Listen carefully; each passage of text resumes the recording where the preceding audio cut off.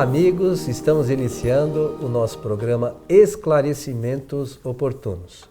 Lembramos sempre que esse programa é uma realização da Sociedade Espírita Francisco de Assis, casa sediada na cidade de São Paulo. Como sempre, conosco Milton Felipelli, com um P e um L. É isso, Sim, senhor senhor. Milton? Sim, senhor. Um P e um L. Originariamente na Itália não, mas aqui meu pai simplificou. Agradecer pela oportunidade, Coelho, mais uma vez, pronto aqui para o nosso trabalho, para a conversa que temos a respeito da doutrina espírita. E desejar aos nossos ouvintes e espectadores que os bons espíritos nos ajudem sempre. Muito bem, senhor Milton. Vamos aqui atender a mais uma solicitação que nos encaminharam. E diz assim: o que acontece com o espírito de uma criança depois da sua desencarnação? Quando ela volta lá para o estado que os espíritos superiores denominam de erraticidade. Muito bem. Então, o que nós temos que examinar? Essa pergunta ela é importantíssima, porque as imagens que nós fazemos sobre esse assunto podem levar a diversas conclusões, dependendo de como nós examinamos a vida e quais são os fundamentos que permitem esta análise. Então é importante dizer que essa pergunta ela chega sempre em boa hora, porque nós já tratamos dessa matéria, não com toda a profundidade que sempre merece ser tratada, mas já tivemos aqui perguntas relacionadas com esse tema pelos nossos ouvintes e espectadores.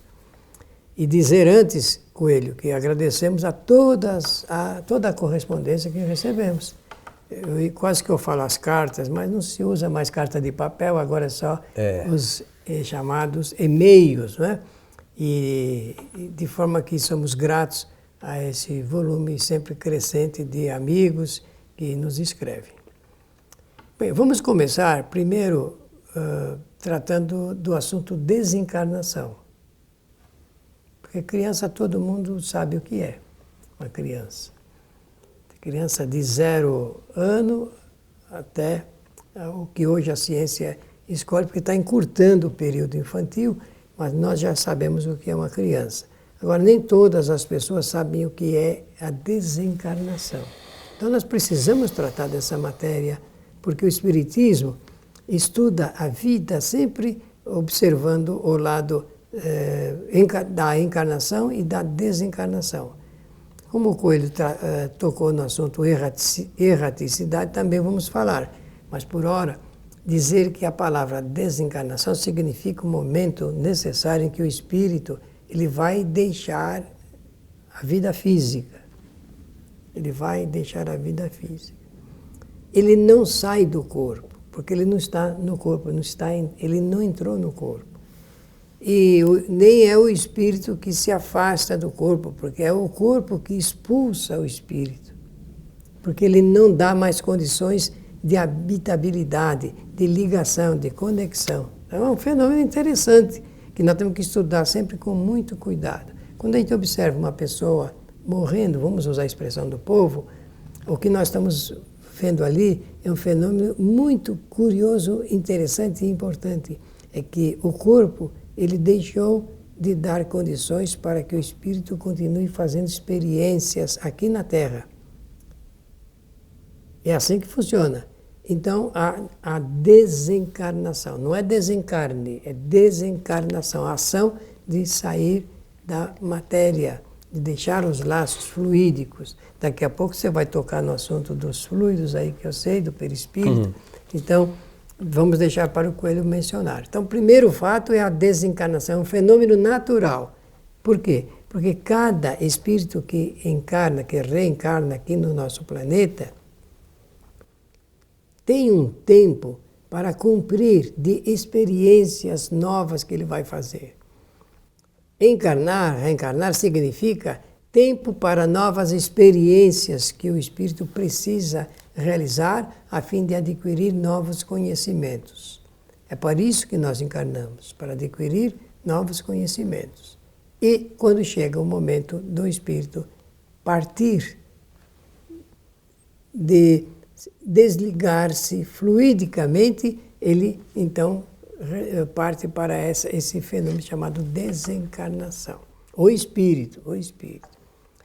Nós já aprendemos como é que funciona esse assunto do espírito se ligar para encarnar. Existe um período de preparação magnética do espírito, depois a ligação do espírito com a matéria. Você vai tratar disso, de como o espírito se liga molecularmente, molécula a molécula do perispírito, a molécula do corpo físico. Aí há o processo de gestação natural e nasce com essa feição da criança. Mas é o espírito. Ele faz esse trabalho obedecendo às leis naturais. Leis que são magnânimas do Criador. Leis naturais que propiciam pela bondade da vida para que o espírito possa desenvolver todas as suas experiências. Isso é um fenômeno muito significativo para o espírito. Então, agora eu passo para você e depois eu retomo para fazer a conclusão dessa parte que eu estou deixando aberta. Então, eu iria assim, vou um pouquinho antes, né? Os espíritos todos foram criados simples e ignorantes, segundo ensinam os espíritos superiores. E a lógica demonstra isso. Pois é. E aí, chega um momento que esse espírito, ele entra no chamado reino hominal, né? Só que o espírito, ele entra no reino hominal sem conhecimento. Mas ele não é nenê, nem é velho. Ele é um espírito. Isso que a gente tem que compreender. Então, é um espírito com pouco conhecimento. Não existe berçário no mundo espiritual, nem ama de leite, né, para dar de mamar para ninguém. São espíritos. O que acontece? Como o Milton mencionou, esses espíritos vão fazendo experiências para adquirir conhecimentos. Essas experiências são mais longas ou mais curtas, segundo a necessidade do espírito. Não é isso? Claro. Então, a cada encarnação, ele tem lá uma necessidade de aprendizado, segundo as anteriores, e assim sucessivamente vão acontecendo as diversas encarnações. No mundo chamado dos espíritos, que os espíritos superiores denominam de erraticidade, né, e a gente chama de mundo espiritual, esses espíritos retornam e eles vão fazer nesse retorno reflexões sobre o que aconteceu na encarnação. Estudar os meios que na próxima encarnação eles possam ter um proveito maior daquele momento. Só que também não são crianças nem velhos, né? Não tem ancião, não tem bebê, também não tem ama de leite, nem lugar nenhum que abrigue crianças. Mais uma vez, eles retornam para o mundo dos espíritos e eles são espíritos. No mundo que a gente chama de mundo dos espíritos, eles são espíritos, nem novos nem velhos. São espíritos com mais ou menos conhecimentos. É isso que há no mundo espiritual. Somente isso. Mas o médium vê o espírito como criança. É claro, é natural isso. Mas aí, no nosso programa anterior, a gente chegou a comentar a necessidade de a gente buscar os conhecimentos que a doutrina nos traz, para poder falar sobre ela. Então eu trouxe o livro que também nós editamos, que é do nosso amigo Rubens Meira, que é a Atualidade de Kardec, o Perispírito. E como o nosso objetivo é divulgar a doutrina, e nós colocamos também esse livro que era vendido lá no nosso site kardec.tv, para quem quiser baixar e conhecer, estudar a doutrina. Aqui fala, e lá na Gênesis, no capítulo dos fluidos, né, que é o capítulo 14, é isso, Sr. Milton? 14 e 15. Tem uma das partes que fala que os espíritos ensinam sobre a fotografia do pensamento. Então, a gente precisa estudar para saber. Então, por que se mostra como criança? Então, imagine assim, uma mãe, né, vai lá no médium tal, atrás de uma psicografia daquele espírito. Primeiro, como é que isso se dá? A mãe vai para lá. Pelo pensamento, ela vai se ligar a esse espírito, né, que ela está indo lá e quer receber uma mensagem. Então é a mãe que se liga. O espírito não vai lá de gaiato, é igual jogar na Mega Sena. Não, vou lá hoje porque talvez minha mãe vá. Não é assim que funciona. É pelo pensamento que o espírito, a mãe se liga e o espírito vai lá. O espírito, o médium vidente vai ver aquele espírito, ele vai se mostrar como filho daquela pessoa. Então, o que acontece? Pelo pensamento dele, ele fala, bom, eu tenho que me mostrar aqui como filho desta pessoa, desse outro espírito que está aqui encarnado, que quer receber a minha mensagem. E aí, pelo pensamento, ele se mostra como espírito. Como uma criança. E o médium vidente vê, olha, eu vi uma criança. Mas é só por isso. Porque e se ele tivesse que se mostrar para uma pessoa que conheceu ele numa outra encarnação, ele ia se mostrar como criança? Evidentemente que não. Então, as questões relacionadas à doutrina, as crianças são aqui para nós crianças. No mundo dos espíritos, elas são espíritos. Então, é isso que a gente tem que entender. É simples assim. É simples assim. E tem que entender que o espírito, então, segundo o espiritismo, isso está comprovado pela observação, ele modifica o seu perispírito de acordo com a sua vontade e o seu pensamento. Pensando, ele cria todas as formas que ele desejar com o perispírito. Eu disse das formas que ele desejar. Então é a vontade dele em se mostrar desta ou daquela forma. No fundo, o espírito, quando desencarna, ele entra em um outro estado. O estado chama-se erraticidade. Erraticidade. Não é que erra, não, é que fica sem ficar fixado em um determinado ponto. Ele não fica imóvel. O espírito tem a liberdade de acordo com o grau da sua evolução. Então, agora, nós podemos entrar no mérito da perguntinha aqui feita para o nosso programa. O que acontece com o espírito de uma criança depois da sua desencarnação? Então, acontece o seguinte, durante um certo período, magneticamente, o espírito continua com aquelas situações da sua vida encarnada. Eu vou usar de expressões agora bem populares para facilitar. Se morreu cedinho, de acordo com as necessidades do espírito, ele se mantém magneticamente dentro daquela forma, por um certo e curto espaço de tempo. Depois, ele realmente volta ao estado natural, que é a sua forma espiritual. Ou, se nós preferirmos, numa outra forma que ele teve em outras vidas. Dependendo do quê? Dependendo do seu interesse, da sua vontade, do ambiente em que ele se encontra, até porque os espíritos gostariam que os encarnados os vissem.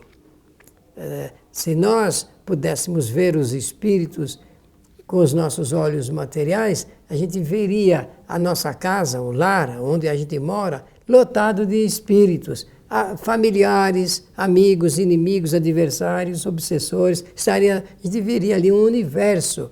E cada um tem a forma que deseja se apresentar para nós, ou entre eles próprios.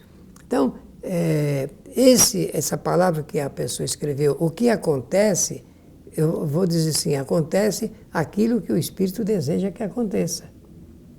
Porque a vontade do espírito é sempre respeitada o livre-arbítrio é inalterável, é uma lei inalterável. E o espírito está sempre pensando, está sempre usando a sua vontade, usando a sua inteligência como faculdade de aprender. Então, uma criança não é criança no mundo dos espíritos, é um espírito em estado de erraticidade, pronto para realizar novas experiências, de acordo com o grau de situação que ele se encontra, de favorabilidade, de dificuldades e até dessas influências perturbadoras que são as interferências obsessivas entre os espíritos desencarnados e ou os espíritos encarnados. Então, ele volta a ser espírito. A criança, quando retorna, né, na desencarnação, ele volta a ser espírito. Né? Passa por um momento de perturbação e depois ela reassume a sua condição anterior à encarnação. Retoma os seus conhecimentos, as suas limitações. E no livro que é o Espiritismo, na sua questão 154, se não me falha a memória, está lá esclarecido isso, e ele fala também dos espíritos chamados de idiotas, né? Que para nós aqui são espíritos que têm problema, mas quando esses espíritos retornam para o estado de erraticidade, eles voltam como espíritos a seu estado normal, eles voltam a ser espíritos. Ou seja, não existem espíritos idiotas no mundo dos espíritos, como muita gente imagina. O que às vezes ocorre em alguns períodos que esses espíritos, no primeiro momento, quando retornam, eles ficam meio perdidos, né?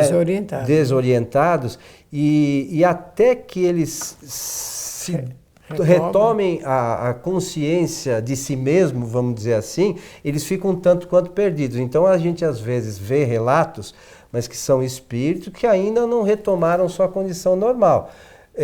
Aquela condição que por vezes ele se apresenta não é a condição normal do espírito. Ele vai retornar àquilo. Ele não é aquilo, ele momentaneamente aparenta ser. Porque isso é uma experiência também que o espírito passa. Então, momentaneamente, por um certo tempo, nosso tempo, nós estamos usando essa expressão só para ajudar. O espírito ainda se mantém nessa forma desorientado, mas em seguida realmente há um processo todo de retomada do seu pensamento, da sua inteligência e da sua vontade como espírito desencarnado.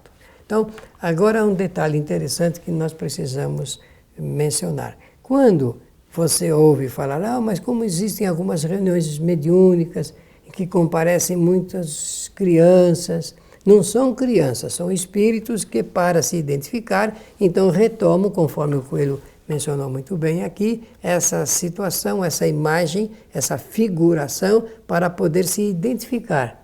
Então, é por isso que os espíritos, eles magneticamente podem conformar o seu perispírito nessa feição de crianças. Só que tem um detalhe, isso não pode ser permanente, só isso é utilizado para a identificação do espírito. Então logo ele deixa de pensar nessa forma infantil, ele deixa de conformar o seu perispírito dessa forma de criança. Tem uma outra possibilidade, Milton, que aconteceu recentemente em um dos nossos trabalhos.